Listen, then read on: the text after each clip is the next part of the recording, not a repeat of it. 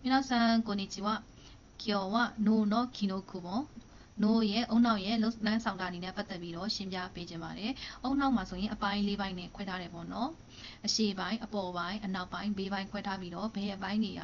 ထိခိုက်သွားပြီဆိုရင်ဘယ်လိုချုံရင်ချက်တွေရှိသွားတယ်ဆိုတာကိုရှင်းပြပေးခြင်းပါတယ်။ခိုင်မာဖူဖူရှိရှိစောင်းမွဲဖြစ်တဲ့အတူတွေအတွက်ဆိုရင်ပို့ပြီးတော့သုံးဝင်နေပေါ့နော်။စာမေးပွဲမှာအမေးများတာဖြစ်တဲ့အတွက်ပါ။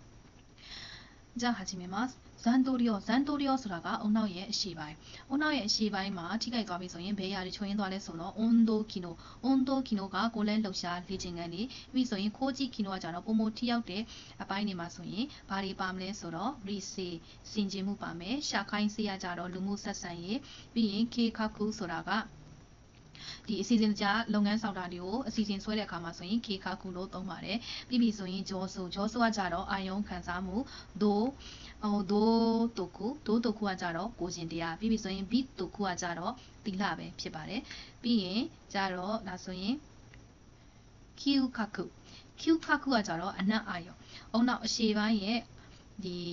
နှစ်ဖူးနဲ့ဆက်ဆက်နေတဲ့အပိုင်းလေးပေါ့နော်အဲ့ဒီပိုင်းမှာထိခိုက်သွားပြီဆိုရင်ဘာကိုချိုးရင်းသွားလဲဆိုတော့ Q ခခုကအာယုံအနတ်အာယုံလေး Q ခခုကအနတ်အာယုံပြီးပြီဆိုရင်မိခခုကကြတော့အရသာပေါ့နော်မိခခုကကြတော့အရသာချိုးရင်းချက်တွေဖြစ်သွားပါတယ်နောက်တစ်ခုကကြတော့တိုးချောရောအုံနောက်ထိပ်ပိုင်းမှာထိခိုက်သွားပြီဆိုရင်ဘယ်ရာတွေချိုးရင်းသွားလဲဆိုတော့ရှော့ခခုကထိတွေ့ခံစားမှုနောက်တစ်ခုကကြတော့ခုခံနင်းချီဆိုတာကနားလေတဲ့အရေးချင်းပေါ့ဘယ်လိုဟာတွေလဲဆိုတော့ဒီကိုယ်အိမ်ပြန်တဲ့လမ်းကိုကြည့်ပြီးတော့အိမ်ပြန်ဖို့အတွက်နားမလဲတော့တာပေါ့လမ်းကိုနားမလဲတော့တဲ့ဟာတွေဒီလမ်းကိုဒီတရားကိုရှောက်မယ်ဆိုရင်ချော်လဲလွယ်တယ်လို့သူများကတွေကပြောထားပေမဲ့သိပေမဲ့သူကကြတော့မသိဘဲနဲ့ရှောက်လိုက်တဲ့အတွက်ချော်လဲသွားတဲ့ဟာတွေပေါ့ဆုံးဖြတ်နိုင်တဲ့အရေးချင်းကိုယ့်ကိုထိခိုက်မယ်လို့နားလဲတဲ့အရေးချင်းတွေကသူ့စီမှာကြာဆင်းသွားတယ်ပေါ့နော်ဆုံးဖြတ်နိုင်စွာနေမရှိတော့ဘူးပေါ့နောက်တစ်ခုကကြတော့ဂေါ်တိုးရောကကြတော့အုံနောက်ရဲ့အနောက်ပိုင်းထိခိုက်သွားပြီဆိုရင်ဘာချွေးရင်းသွားလဲဆိုတော့ရှီကခုကကြတော့အမြင်အာယုံပေါ့အမြင်အာယုံထိခိုက်သွားပါတယ်နောက်တစ်ခုကကြတော့စခုတိုးကကြတော့အုံနောက်ဘေးပိုင်းထိခိုက်သွားတယ်ဆိုရင်ချောကခု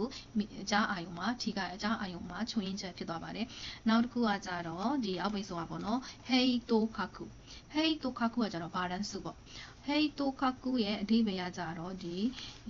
တည်ငြိမ်တဲ့ကိုဟန်အနေထားပေါ့ဒီမှာဆိုရင်လမ်းလျှောက်နေတဲ့လူတယောက်ပေါ့နော်သူကတည်ငြိမ်နေဟိုဘက်ဒီဘက်ကိုမယိုင်မဲနဲ့လမ်းလျှောက်နိုင်တဲ့အနေထားလို့ပြောပါတယ်ဟေးတိုခခုကချွေးရင်းချက်ဖြစ်သွားပြီဆိုရင်ဘယ်လိုဖြစ်သွားလဲဆိုတော့ဒီအဖိုးဖွားတွေလမ်းလျှောက်ပြီးတော့တချို့ဆိုရင်ဟိုဘက်ယိုင်တယ်လို့ဒီဘက်ယိုင်တယ်လို့ပုံစံမျိုးတွေပေါ့နော်သူကဆိုရင်ဟေးတိုခခုမှာချွေးရင်းချက်မရှိဘူးဆိုရင်တည်ငြိမ်နဲ့လမ်းလျှောက်နိုင်တယ်ဆိုတဲ့ပုံစံမျိုးပဲဖြစ်ပါတယ်နောက်ဆန်ဒီနေ့မှာဆိုရင်ဒီဥစ္စာလေးကိုနားထောင်ပြီးတော့နားလည်ကြပါစေ